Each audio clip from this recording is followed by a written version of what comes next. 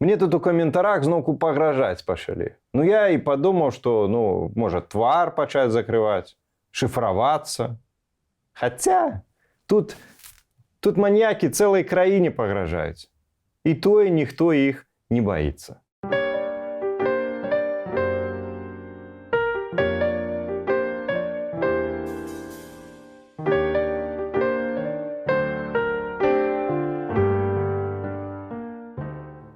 Никто не знает, как мой друг Рахмон с пулеметом наперевес входил в столицу Таджикистана, Душанбе, для того, чтобы навести порядок. Сколько погибло там людей, как с бородачами боролись. Забыли, как бывший президент Каримов в Андижане подавил путч, расстреляв 1000 человек. Все осуждали его, когда умер, на коленях стояли и рыдали, плакали. Мы этого не пережили, поэтому мы этого понимать не хотим. Некоторые. Ну так мы напомним. Памятаеце, гэта Лукашенко яшчэ на пачатку чэрвеня беснаваўся, і разлік тады быў вельмі просты. У выбарчы дзень абураныя фальсіфікацыямі людзі выйдуць на вуліцы, паспрабуюць захапіць некалькі адміністратыўных будынкаў, і з тых будынкаў павыскокваюць узброеныя гаўнюкі ў пагонах і ўсіх пастраляюць. Гэткае паўтарэнне плошчы 2010, толькі куды больш крывавае. Але вось 9 жніўня выбары і ўсё мірна. І што рабіць? Але ж план ёсць план, а таму, канешне ж, пачалі страляць, кідаць гранаты у абсалютна мірных, бяззброеных грамадзянаў. Катаваць, забіваць, памятаеце? Не спрацавала. Людзі зноўку выйшлі на вуліцы. Хтосьці без страху, хтосьці перамагаючы свой страх. І тады гаўнюкі вырашылі пачакаць. Маўляў, паходзяць і выдыхнуцца. І пратэсты самыя сабой зліюцца. Аднак не зліліся. І што рабіць? А што могуць рабіць маньякі і гопнікі? Канешне ж, вярнуцца да таго адзінага, што яны ўмеюць, да запалохванняў і тэрору. Інакш вы думаеце, што гэта зусім выпадкова, як той хрен з гары раптам зламаны спецслужбамі экс-бабарыкінец Юрый Воскресенскі у эфіры АНТ згадвае пра выбух каля стэлы ў Менску 3 ліпеня 2008 года. Рано или поздно в любой толпе появляются люди не совсем адекватные, с какими-то психическими отклонениями.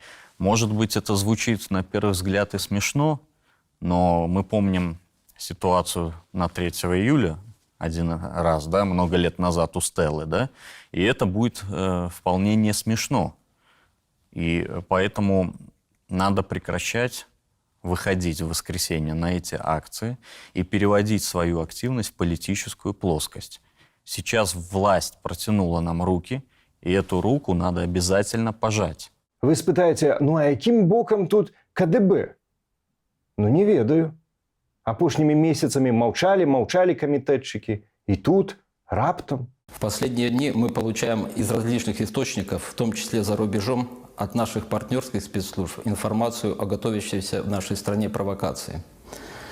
Цель данных действий – дестабилизация ситуации в нашем государстве на фоне явно уменьшающейся уличной активности и срыва планов по устремлениям к трудовым коллективам, к студенчеству с целью инспирации протестного движения. Согласно замысла организаторов данной акции, а также их кураторов за рубежом, планируется обвинить в тяжких последствиях провокации силовые структуры Республики Беларусь. А калі і гэта не напалохае, то гопнікі і маньякі яны ж могуць і зброяй агнястрэльнай папужаць.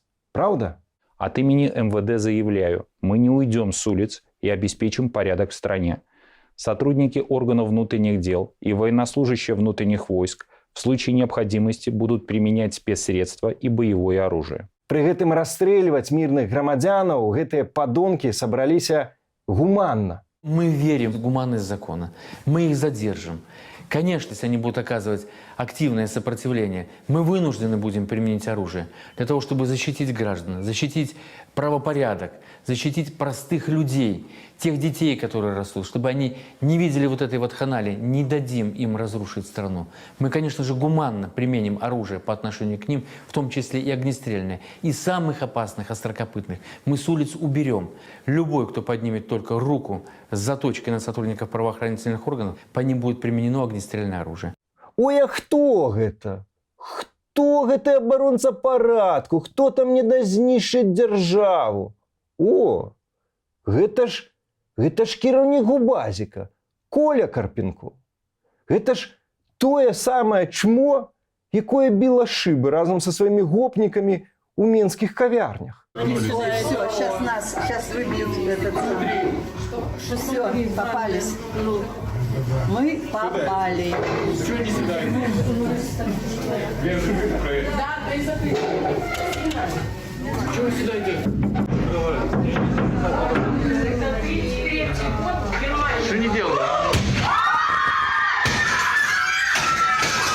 Што, Коля, пагромаў не дачакаўся і сам біць пайшоў? Дык можа ты, Коля, калі не знойдзеш у дэманстрантаў заточак, сам каго-небудзь са сваіх гопнікаў і прырэжаш? Патрэбная ж табе карцінка, праўда, Коля? Дык у мяне прапанова, Коля.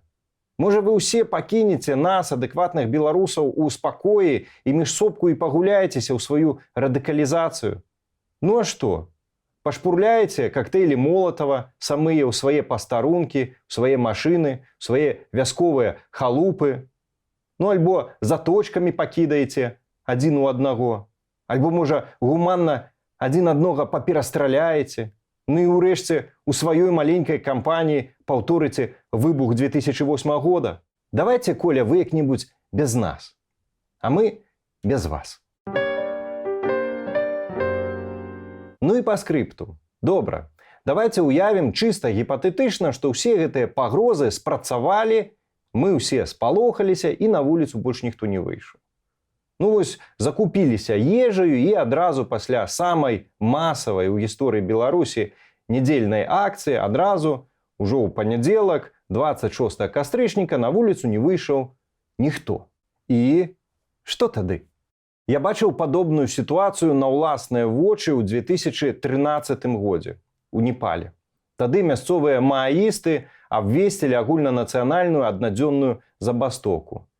І краіна літаральна ў момант спынілася. Вось у літаральным сэнсе. Не працавалі крамы, прадпрыемствы, нейкія фірмы, транспарт. Нагул нічога не працавала. І ўлады з гэтым нічога не маглі зрабіць. Таму што краіна – гэта не ўлады са сваімі гестапаўцамі. Краіна – гэта мы, народ.